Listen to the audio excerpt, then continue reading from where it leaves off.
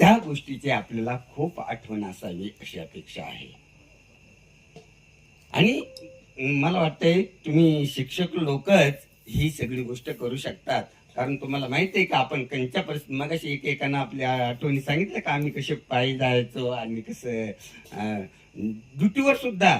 आणि त्याच्या अगोदर शाळेचं तिथं गोष्टच काढायला नको कुठून कोण कसं पाण्या पावसात ओळातून. तिचं मन डोंगरात तिला दिलं शहरात, आता गच्चीवर जाते दूर डोंगर न्याहाळते, त्याचा आठव येऊन येतो हुंदका दाटून, त्याला हात जोडताना दोन आसवे ढाळली, डोंगराव भाळली पोर डोंगराव